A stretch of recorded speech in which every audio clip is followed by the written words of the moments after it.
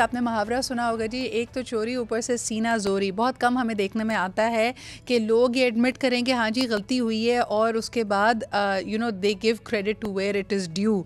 ये कुछ इस तरह से मामला है सारा कि उमर नदीम जो कि पाकिस्तानी सिंगर हैं, इंडिपेंडेंट म्यूजिशियन हैं, उनका एक गाना हाल ही में टी सीरीज़ ने, जिसको तो आदत ही पड़ गई है जी पाकिस्तानी गाने कि वो सबसे बड़े फ़ैन्स मुझे लगता है कि टी सीरीज़ वाले हैं, बिकॉज़ वो हमारा हर गाना रीमिक्स करके अपना बना के बड़े धड़ल्ले से रिलीज़ करते हैं। और हाल ही में उन्होंने इसी तरह का एक गाना ऑफ़र किया सोनू निगम को।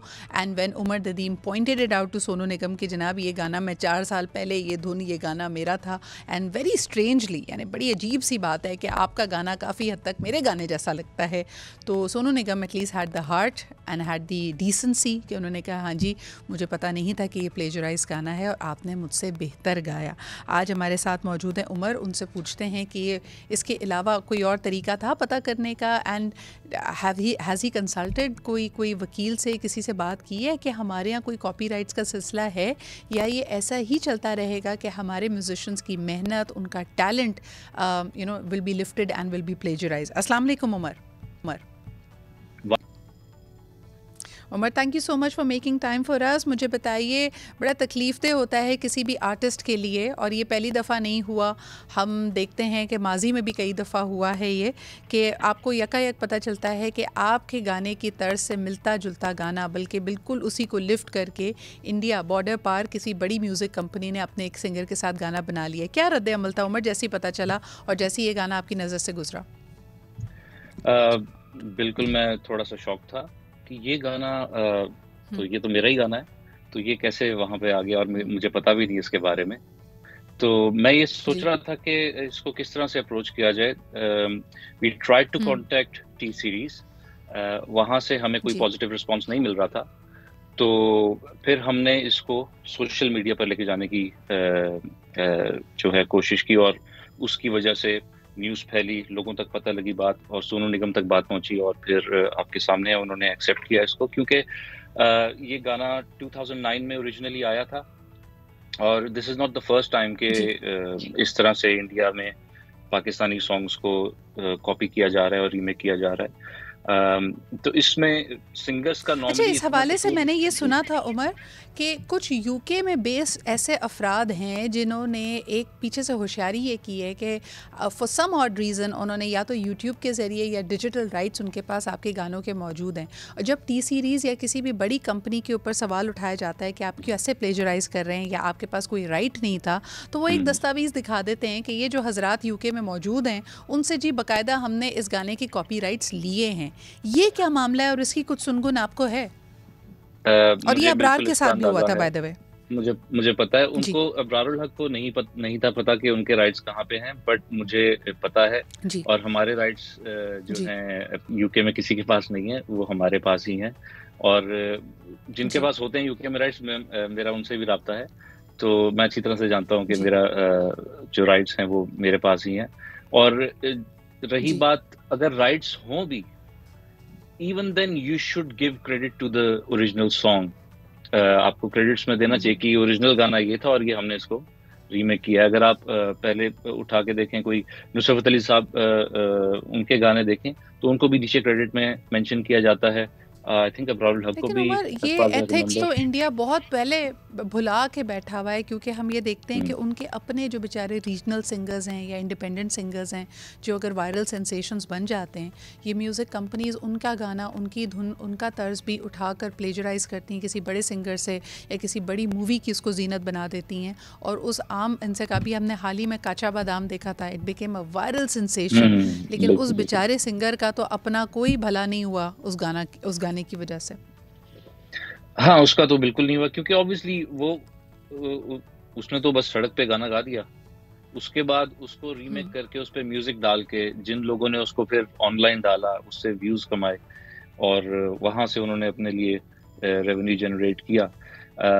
ऑब्वियसली इसीलिए ये जब कोई गाना रिलीज नहीं होता तो उसको पब्लिकली नहीं आपको डालना चाहिए, unless and until it's fully release proper channel के थ्रू। अगर ऐसे ही चला जाएगा ऑनलाइन तो फिर उसको कोई भी कॉपी कर सकता है, and you can't do. Umar, आपसे जानना चाहूँगी कि आप जैसे टैलेंटेड इंडिपेंडेंट सिंगर्स का पाकिस्तान में क्या मुस्तकबिल है? क्योंकि हमारे पास उस तरह बड़ी म्यूज़िक कंपनीज़ नहीं हैं, बड़ी फिल्म इंडस्ट्री नहीं है। कुछ गिने चुने कॉर्पोरेट्स हैं जो कुछ सीजन्स, जैसे हम देखते हैं कोक स्टूडियो या other software and content of that nature is जो स्पॉन्सर्ड कंटेंट है वो बनाया जाता है। तो फिर आप लोगों के लिए क्या फ्यूचर है? और इस तरह आपके कॉपीराइट्स को, आपके टैलेंट को क्या इसी तरह मिसयूज़ लोग करते रहेंगे? आप क्या सलाह देना चाहेंगे तमाम सिंगर्स को? मैं ये कहना चाहूँगा कि आप जितने भी पाकिस्तानी व्यूअर्स हैं और लिसनर्स हैं, आप लोग पाकिस्तानी आर्टिस्ट्स को सपोर्ट कीजिए। ये वही गाना है, ये जब आया था तो उस वक़्त काफ़ी हिट भी हुआ था और यूके में तो चार्ट्स में टॉप पर भी गया था। और इसीलिए इस गाने को इतना रिस्पॉन्स इस वक़्त भी मिल रहा है और इसलिए इतनी बड़ी न्यूज़ भी बन गई है, क्योंकि बहुत सारे लोगों की एफिलिएशन है इस गाने के साथ। एंड ऑन टॉप जब पता ये लगता है कि सब कॉन्टिनेंट के सबसे बड़े चैनल से ये गाना, बल्कि यूट्यूब पे तो सबसे बड़े चैनल जो है उधर से ये गाना रिलीज हो रहा है, तो जाहिर है फिर लोगों को इस बात का पता लगा और इतना उनको अच्छा नहीं लगा, क्योंकि उन लोगों की एफिलिएशन है इस गाने के साथ। और कंसिडरिंग कि उन्होंने जो किया वर्जन, वो वर्जन लोगों को इतना अच्छा नहीं लगा। तो यहाँ पे पता लगता है कि इंडिया ने जितनी भी हमारे गानों की कॉपीज की हैं, अगर आप नोट करें तो वो कभी भी ओरिजिनल से बेटर साउंड नहीं थी, which is in itself is an achievement. तो हम लोगों को अपना टैलेंट खुद प्रमोट करना चाहिए और उनको अप्रिशिएट करना चाहिए। आप बिल्कुल सही कह रहे हैं। जी जी उमर, आप बिल्कुल सही कह रहे हैं, लेकिन जी प्रमोशन की कोई बताइए। स्ट्रैटेजी हमें नज़र नहीं आती। अगर आपके गाने को भी मैं देख लूँ, मैं यूट्यूब पे देख रही थी, सिर्फ आपके नहीं, कई चैनल्स पे कई आपके फैंस ने, लोगों ने इसको शेयर किया हुआ है। अब जो व्यूज़ आ रही हैं वो स्कैटर्ड हैं। मैं वही, at the end of the day artist का फ़ायदा किस तरह से? आर्टिस्ट को अगर प्रमोट करना है तो क्या इसमें हुकूमत को स्टेप इन करना पड़ेगा? आपकी कॉपीराइट्स को, आपके टैलेंट को, यानी आप ख़ुद उससे फ़ायदा उठा पाएँ, और ना सिर्फ फ़ायदा उठा पाएँ बल्कि इंटरनेशनली रिकग्नाइज़ हों उससे। उसके लिए हमें क्या स्टेप्स लेने चाहिए? उसके लिए कहाँ गैप्स आप देखते हैं? देखिए, आप इंडिया की मार्केट जो है वो बहुत बड़ी है। अब आप देखिए, वो एक छोटी सी न्यूज़ निकली है ये, और ये कैसे फैल गई है। इंडिया में आपने देखा होगा जी कि उसको आप इंडस्ट्री कहते हैं, पाकिस्तान में आप इसको इंडस्ट्री कह ही नहीं सकते। यहाँ पे ना म्यूजिक एक सीन है, म्यूजिक इंडस्ट्री नहीं है। तो और सही। इसी को आप बाकी इंडस्ट्री, जो एंटरटेनमेंट इंडस्ट्री है उसमें भी आप अप्लाई कर सकते हैं। अगर आप देखिए तो इंडिया में जो वहाँ की प्रेस है, जो वहाँ का मीडिया है, वो कैसे सेलिब्रिटीज को कैप्चर करता है और उनको दिखाता है बड़ा, इसीलिए वो बड़े लगते भी हैं। यहाँ पर मीडिया जो है उस तरह से नहीं है, और यहाँ पर यही है कि वो घर की मुर्गी दाल बराबर वाला सीन होता है। तो इसलिए जब हम अपने आप को खुद उतना बड़ा नहीं दिखाते तो वो बड़ा लगता भी नहीं है फिर। जी ये एक बहुत उमर, बड़ी क्या वजह है। उम्मीद है आपको? आपने जैसे अभी यहाँ पे इशारा किया, अबरार उल हक ना सिर्फ पाकिस्तान में बल्कि ग्लोबली एक बहुत बड़ा नाम है। वो भी इस तरह की प्लेजरिज्म के सामने मुझे तो बेबस नज़र आए। आई डोंट नो कि उनका केस किस तरह आगे बढ़ रहा है। क्या टी सीरीज़ उनको, या जो भी कंपनी थी, उन्होंने कोई कॉम्पनसेशन दी है? लेकिन एक वबाल उठता है, ह्यू एंड क्राई होता है, हम सब तकलीफ़ में आते हैं, इस पर बात करते हैं और फिर बात पुरानी हो जाती है। तो आपको कोई उम्मीद लगती है कि टी सीरीज़ के कान पे जूं भी रहेगी? नहीं, बिल्कुल नहीं रेंगेगी, जहाँ तक मुझे ऐसा लगता है। और कॉम्पेंसेशन तो बहुत दूर की बात है, वो क्रेडिट देने बड़ी बात है।